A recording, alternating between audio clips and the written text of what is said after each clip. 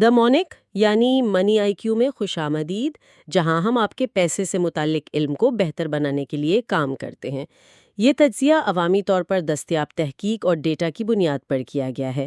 آج ہم ایک بہت ہی دلچسپ موضوع پر بات کرنے والے ہیں، سرمایہ کاری کے ذریعے شہریت۔ جی یعنی کیا آپ جانتے ہیں کہ کچھ ممالک میں آپ ایک اہم سرمایہ کاری کر کے ان کا پاسپورٹ اور شہریت دونوں حاصل کر سکتے ہیں؟ بالکل، اور یہ کسی امیر شخص کے لیے ایک حتمی شارٹ کٹ کی طرح ہے۔ بالکل، یہ صرف ایک سفری دستاویز نہیں ہے، بلکہ یہ عالمی نقل و حرکت، ٹیکس میں فائدے اور یہاں تک کہ ایک محفوظ مستقبل کی ضمانت بھی ہو سکتی ہے۔ تو آئیے اس کی گہرائی میں اترتے ہیں۔ یہ کیسے کام کرتا ہے؟ کون سے ممالک یہ سہولت دے رہے ہیں؟ اور اس کے اصل فائدے اور نقصانات کیا ہیں؟ چلیں بالکل بنیادی بات سے شروع کرتے ہیں۔ یہ سرمایہ کاری کے ذریعے شہریت آخر ہے کیا؟ کیا یہ واقعی اتنا ہی آسان ہے کہ پیسے دیں اور پاسپورٹ لے لیں؟ تصور تو یہی ہے، لیکن عمل تھوڑا پیچیدہ ہے۔ بنیادی طور پر یہ ایک ایسا پروگرام ہے جس کے تحت افراد کسی ملک کی معیشت میں ایک قابل ذکر مالی سرمایہ کاری کر کے اس کی شہریت حاصل کر سکتے ہیں۔ اچھا، اور ممالک یہ غیر ملکی سرمایہ کاری کو راغب کرنے کے لیے کرتے ہیں۔ تو اس کا طریقہ کار کیا ہے؟ کیا کوئی بھی درخواست دے سکتا ہے؟ نہیں، اس کے لیے کچھ شرائط ہیں۔ عام طور پر 4 اہم مراحل ہوتے ہیں۔ پہلا ہے معاشی شرکت، مطلب درخواست دہندہ کو ایک مخصوص رقم عطیہ کرنی ہوتی ہے، یا ریئل اسٹیٹ میں، سرکاری بانڈز میں سرمایہ کاری کرنی ہوتی ہے۔ اچھا، تو یہ سرمایہ کاری بھی ہو سکتی ہے اور عطیہ بھی؟ جی بالکل، یا پھر کوئی کاروبار شروع کرنا ہوتا ہے۔ دوسرا مرحلہ ہے اہلیت کے تقاضے۔ اہلیت مطلب آپ کا مجرمانہ ریکارڈ صاف ہونا چاہیے اور آپ کو اپنے فنڈز کا ذریعہ ثابت کرنا ہوتا ہے۔ صحیح۔ بعض اوقات میڈیکل چیک اپ بھی ضروری ہوتا ہے۔ اور مجھے یقین ہے کہ وہ اس کی پوری جانچ پڑتال بھی کرتے ہوں گے۔ جی، اور وہ تیسرا مرحلہ ہے جانچ پڑتال کا عمل، جسے ڈیو ڈیلیجنس کہتے ہیں۔ اس میں ایک مکمل پس منظر کی جانچ کی جاتی ہے تاکہ یہ یقینی بنایا جا سکے کہ درخواست دہندہ کسی غیر قانونی سرگرمی میں ملوث تو نہیں۔ یہ تو کافی گہری چھان بین لگتی ہے۔ ہوتی ہے۔ اور چوتھا پہلو ہے رہائشی تقاضے، اور یہی اس کی سب سے بڑی خوبی ہے کہ بہت سے پروگراموں میں آپ کو اس ملک میں جسمانی طور پر رہنے کی ضرورت نہیں ہوتی۔ واہ، اور سب سے دلچسپ بات یہ ہے کہ یہ صرف آپ کے لیے نہیں ہوتا، آپ کا خاندان بھی اس میں شامل ہو سکتا ہے نا؟ جی ہاں، زیادہ تر پروگراموں میں شریک حیات، بچے اور کچھ معاملات میں والدین اور دادا دادی بھی شہریت حاصل کر سکتے ہیں۔ ٹھیک ہے، اب سب سے مزیدار حصے کی طرف آتے ہیں۔ کون سے ممالک اصل میں یہ پاسپورٹ فروخت کر رہے ہیں؟ آئیے کچھ مشہور آپشنز پر ایک نظر ڈالتے ہیں۔ ہم انہیں 2 اہم کیٹیگریز میں تقسیم کر سکتے ہیں۔ ایک طرف ہے کیریبین ممالک، جو رفتار اور کم لاگت کے لیے مشہور ہیں۔ اور دوسری طرف ہیں یورپی ممالک، جو یورپی یونین تک رسائی فراہم کرتے ہیں۔ تو کیریبین آپشن سے شروع کرتے۔ سینٹ کٹس اینڈ نیویس کا نام بہت سنا ہے۔ جی، یہ سب سے پرانے اور معزز پروگراموں میں سے ایک ہے۔ یہاں 2 راستے ہیں۔ کون کون سے؟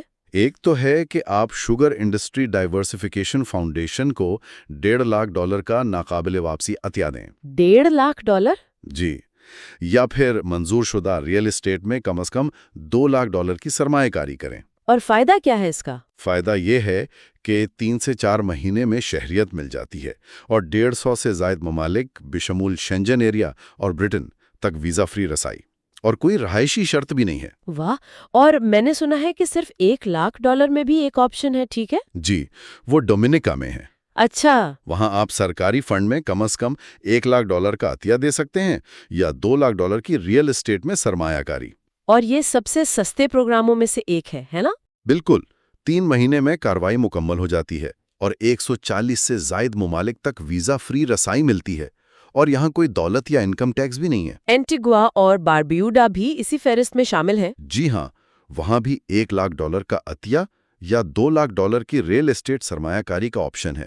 ایک اور آپشن $1.5 ملین کی کاروباری سرمایہ کاری کا ہے، جو مقامی ملازمتیں پیدا کرے۔ لیکن اگر کسی کو پورے یورپین یونین میں رہنے، کام کرنے اور سفر کرنے کی آزادی چاہیے، تو اس کے لیے کیا آپشنز ہے؟ یہ تو ایک بالکل مختلف سطح کی بات ہے۔ بالکل، اور اس کے لیے مالٹا ایک بہترین آپشن ہے۔ لیکن مہنگا بھی بہت ہوگا۔ بہت۔ یہاں سرمایہ کاری کی شرائط زیادہ ہیں۔ قومی ترقیاتی فنڈ میں 6.5 لاکھ یورو کا عطیہ۔ 6.5 لاکھ یورو؟ جی، اس کے علاوہ 3.5 لاکھ یورو کی جائیداد خریدنی ہوتی ہے اور 1.5 لاکھ یورو کے سرکاری بانڈز بھی۔ یہ تو بہت بڑی رقم ہے۔ لیکن اس کے بدلے میں آپ کو مکمل یورپی یونین کی شہریت ملتی ہے۔ آپ کسی بھی EU ملک میں رہ سکتے ہیں، لیکن اس میں 12 سے 14 مہینے لگتے ہیں۔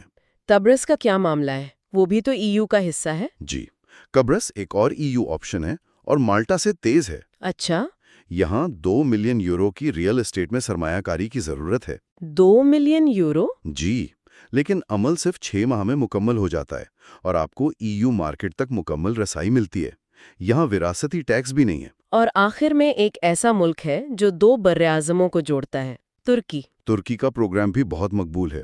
اس میں ترکی کی ریئل اسٹیٹ میں کم از کم $4 لاکھ کی سرمایہ کاری کرنی ہوتی ہے۔ یا پھر کاروبار میں؟ جی، یا کسی ترک کاروبار میں $5 لاکھ لگانا۔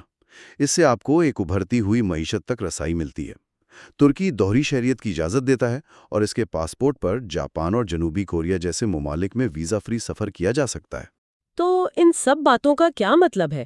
آخر لوگ ایک دوسرے پاسپورٹ پر لاکھوں ڈالرز کیوں خرچ کر رہے ہیں؟ اس کی کئی بڑی وجوہات ہیں، ہم انہیں 4 حصوں میں دیکھ سکتے ہیں۔ ٹھیک ہے۔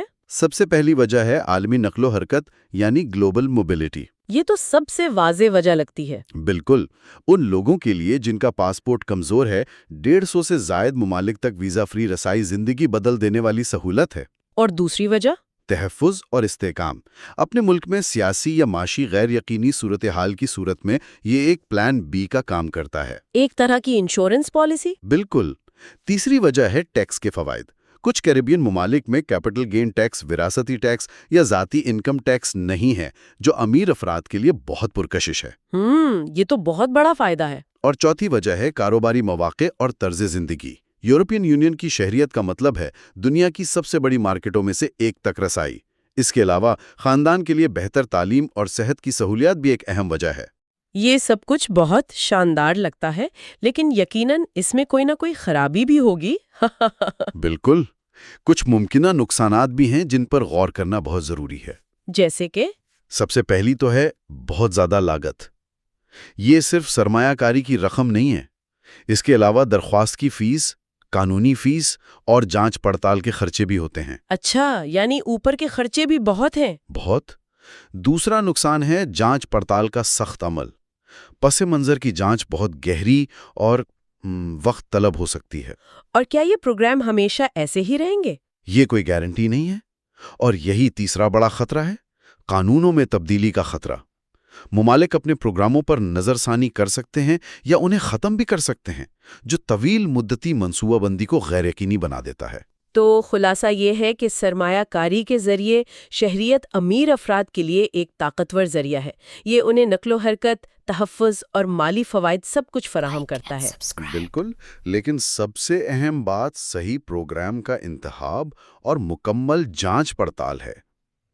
ہر ملک مختلف شرائط، فوائد اور قیمت پیش کرتا ہے۔ تو یہ فیصلہ کسی شخص کے ذاتی اور کاروباری اہداف پر منحصر ہوتا ہے؟ جی بالکل۔ آخر میں سامعین کے لیے ایک سوال چھوڑنا چاہوں گی۔ جیسے جیسے یہ رجحان عام ہوتا جا رہا ہے، شہریت کے تصور کا کیا بنے گا؟ کیا یہ صرف ایک اور اثاثہ بنتا جا رہا ہے جسے خریدا جا سکتا ہے؟ اور اس کے طویل مدتی اثرات کیا ہوں گے؟ مستقبل کی اپڈیٹس کے لیے بیل آئیکن کو دبائیں اور ہمارے چینل کو لائک اور سبسکرائب کریں۔